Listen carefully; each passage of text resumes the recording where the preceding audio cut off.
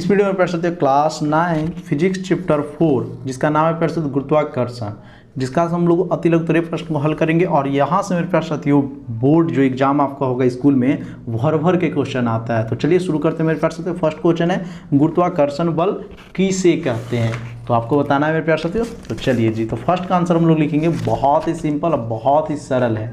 देखिए physics chapter 4 अति लघु उत्तरीय प्रश्न, गुरुत्वाकर्षण बल क्या है। तो गुरुत्वाकर्षण बल लिख के डैश दिए हैं, ब्रह्मांड के सभी पिंड एक दूसरे को जिस बल से आकर्षित करते हैं, ठीक है, वह बल गुरुत्वाकर्षण बल कहलाता है। ठीक है मेरे प्यारे साथियों, ब्रह्मांड में सभी पिंड एक दूसरे को जिस बल से आकर्षित करेंगे, आकर्षित मतलब अपने की ओर खींचना, तो वह बल ही गुरुत्वाकर्षण बल कहलाता है। सिंपल था, एक लाइन में है, याद हो गया होगा। चलिए सेकंड क्वेश्चन देखेंगे मेरे प्यारे साथियों कि गुरुत्वाकर्षण नियतांक का मान लिखे। गुरुत्वाकर्षण नियतांक का मान लिखना है। तो देखिए बहुत सिंपल है, गुरुत्वाकर्षण को मेरे प्यारे साथियों जिससे सूचित करते हैं तो 6.7 × 10⁻11 newton metre square KG inverse 2, या इसको ऐसे भी लिख सकते हैं मेरे प्यारे साथियों कि न्यूटन मीटर स्क्वायर और वटा केजी, ठीक है, केजी के होल स्क्वायर यानी केजी वर्ग में हो जाएगा। ठीक है, और यही ऊपर जाता है मेरे प्यारे साथियों तो इनवर्स में बदल जाता है। तो किसी प्रकार आप याद रखिएगा। चलिए जी थर्ड नंबर देखेंगे मेरे प्यारे साथियों।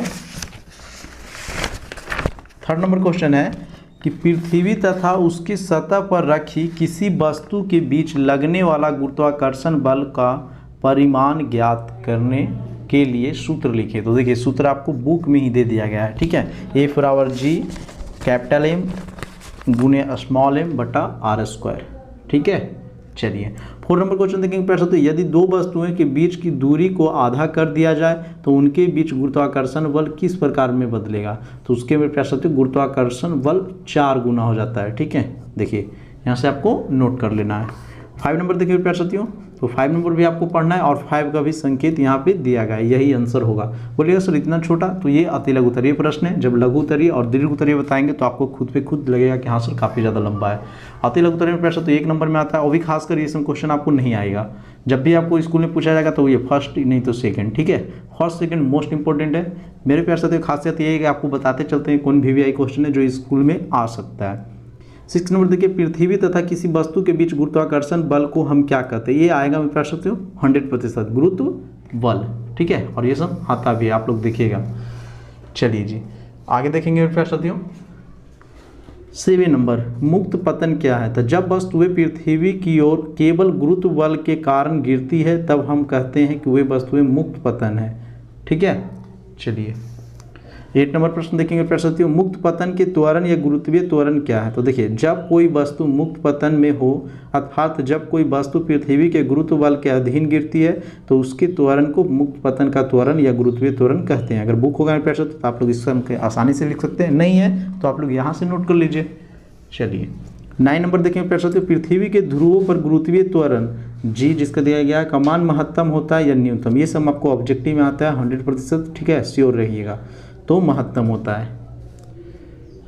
10 नंबर देखिए प्यारे साथियों, कमानीदार तुला से किसी वस्तु को क्या मापा जाता है। तो वो भार माना जाता है। ठीक है, भार मापा जाता है, याद रखिएगा, मोस्ट इंपोर्टेंट क्वेश्चन है। चलिए 11 नंबर, एक कागज के सीट उसी प्रकार सीट को मरोड़ कर बनाई गई गेंद से धीमी क्यों गिरती है। तो वायु का प्रतिरोध कागज के गेंद की अपेक्षा कागज के सीट पर अधिक होता है, इसीलिए गेंद की अपेक्षा सीट धीमी से गिरती है। चलिए आगे देखेंगे प्यारे साथियों। 12 नंबर, किसी वस्तु का द्रव्यमान उसके भार और गुरुत्वीय त्वरण में क्या संबंध है। तो देखिए सिंपल है, वस्तु के भार बराबर लिखिएगा वस्तु का द्रव्यमान गुने गुरुत्वीय त्वरण। सिंपल था ना जी। 13 नंबर देखिए प्यारे साथियों, एक पिंड का द्रव्यमान 40 kg है। ठीक है, यदि पृथ्वी के गुरुत्वीय त्वरण 10 मीटर प्रति सेकेंड स्क्वायर हो तो पृथ्वी के इसका भार क्या होगा। तो देखिए भार 40 kg दिया गया है मेरे प्यारे साथियों, यहाँ पे 10 मीटर प्रति सेकेंड स्क्वायर, तो इसको हल यहाँ से कर लिया गया तो कितना आ गया 400 kg मीटर प्रति सेकेंड स्क्वायर, और बराबर हो गया 400 न्यूटन, क्योंकि इतना बराबर क्या होता है न्यूटन। 14 नंबर प्रश्न देखेंगे, एक पिंड को पृथ्वी से चंद्रमा पर ले जाया जाता है, क्या उसका द्रव्यमान एक में दिया गया है, सेकंड में है भार बढ़ता है या घटता है या अचल रहता है। ठीक है, तो चलिए मेरे प्यारे साथियों देखिए पिंड का द्रव्यमान अचल रहता है परंतु भार घटता है। बुक में आपको दिया गया, नोट कर लीजिए। फिर मेरे साथ 15 नंबर मोस्ट इंपॉर्टेंट क्वेश्चन ये सब है कि दाब क्या है, दाब का ऐसा ही मात्रक बताएं। ठीक है, तो चलिए जी फटाफट बता देते हैं मेरे प्यारे साथियों आपको। देखिए दाब बराबर लिखेंगे हम लोग, दाब लिख के डैश देंगे कि प्रति एकांक क्षेत्रफल पर लगने वाला बल को दाब कहते हैं। कितना सिंपल क्वेश्चन है क्या जी, और कितना सिंपल आंसर है, बहुत सरल में, कि प्रति एकांक क्षेत्रफल पर लगने वाला बल को दाब कहते हैं और इसका ऐसा ही मात्रक मेरे प्यारे साथियों न्यूटन मीटर इनवर्स 2 होता है, या ऐसे बोल सकते हैं न्यूटन मीटर स्क्वायर भी बोल सकते हैं। ठीक है, जैसे आपको सिंपल लगे वैसे याद कर लीजिएगा।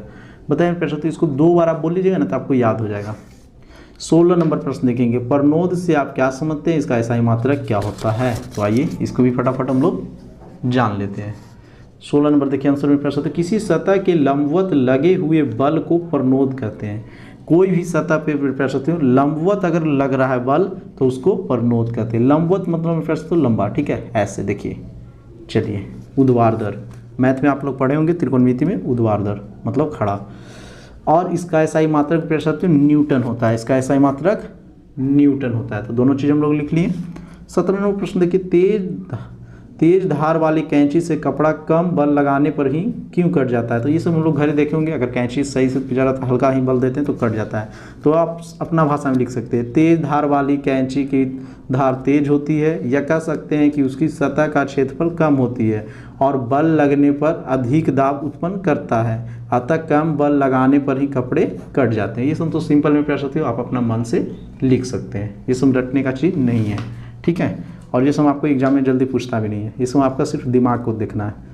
मोटर गाड़ी या ट्रकों को टायर अधिक चौड़े क्यों होते हैं। तो देखिए ये भी सब सिंपल क्वेश्चन है, लॉजिक क्वेश्चन है, आपको सिर्फ बताना है और समझना है।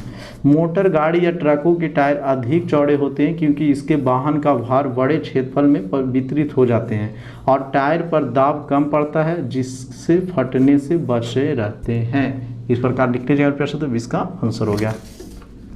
21 नंबर क्वेश्चन देखिए, पानी के भीतर किसी प्लास्टिक के गुटके को छोड़ने पर यह पानी की सतह पर क्यों आ जाती है। तो देखिए इसका आंसर में प्रश्न, तो यहाँ से आपको दिया गया है कि प्लास्टिक के गुटके पर ऊपर की ओर लगता उत्प्लावन बल उस पर नीचे की ओर गुरुत्व बल से अधिक होता है, अतः गुटका पानी की सतह पर आ जाता है। फिर उसी प्रकार 22 नंबर है कि यदि 2 पिंड एक ही द्रव में हो तो पूरी तरह डूबे हो और उसके भारी हानियों के समान हो तो उन पिंडों के आयतन के बीच में क्या होगा। ये बहुत सिंपल है, लिख लेंगे दोनों पिंडों का आयतन समान होंगे। ठीक है, यानी दोनों पिंडों का आयतन होंगे, ऐसा नहीं कि सिर्फ एक ही पिंड का होगा। फिर देखिए प्रश्न, आपेक्षिक घनत्व का मात्रक क्या होगा। आपेक्षिक घनत्व 23 नंबर लिखेंगे प्रश्न 23 का आंसर कि आपेक्षिक घनत्व का कोई मात्रक नहीं होता है, इसका कोई मात्रक मेरे प्यारे साथियों नहीं होता है क्योंकि यह एक शुद्ध संख्या होती है, यह एक शुद्ध संख्या होती है, शुद्ध संख्या है तो इसका मात्रक नहीं होगा, याद रखिएगा आप लोग। 23 नंबर तो हो गया प्रश्न। 24 नंबर देखिए, किसी पदार्थ का अपेक्षिक घनत्व उसके घनत्व में पानी में घनत्व में क्या संबंध है। तो देखिए इसका फॉर्मूला होता है प्रश्न साथियों कि किसी वस्तु का अपेक्षिक घनत्व, किसी वस्तु का अपेक्षिक घनत्व बराबर वस्तु का घनत्व बटा 4 डिग्री सेल्सियस पर पानी का घनत्व। तो यही आपको लिखना था 24 नंबर का। 25 नंबर पे साथियों देखिए यहाँ पे कि द्रव की उत्प्लावकता को 2 उपयोगों का उल्लेख करें। तो यहाँ पे दिया गया है जहाज में पानी का उत्प्लावन करना और दूसरा दिया गया मनुष्य को पानी में तैरना। 26 नंबर पे साथियों मोस्ट इंपॉर्टेंट है और इससे पहले अभी तक आप लोग चैनल को सब्सक्राइब नहीं किए हैं तो चैनल को सब्सक्राइब कर ले। एक भी क्वेश्चन में प्यार साथियों आपको समझ में आया है तो आप लोग चैनल को सब्सक्राइब कर दीजिए और दोस्तों के पास शेयर कर दीजिए। देखिए पास्कल का नियम क्या है जी, तो बहुत मोस्ट इंपॉर्टेंट VVI क्वेश्चन कर सकते हैं। ठीक है, यही सब क्वेश्चन आपको एग्जाम में आएगा जब स्कूल में एग्जाम आपका चालू होगा मेरे प्यारे साथियों।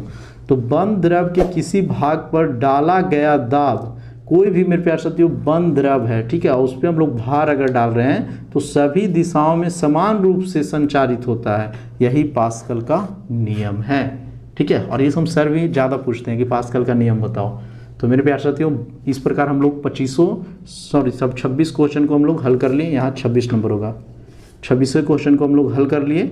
ठीक है, और बहुत जल्द लघु उत्तरीय प्रश्न को लेके आएंगे प्रश्न, तो इसीलिए चैनल को सब्सक्राइब करके जुड़ जाइए। मिलते हैं नेक्स्ट वीडियो में, तब तक के लिए जय हिंद, जय भारत, जय बिहार।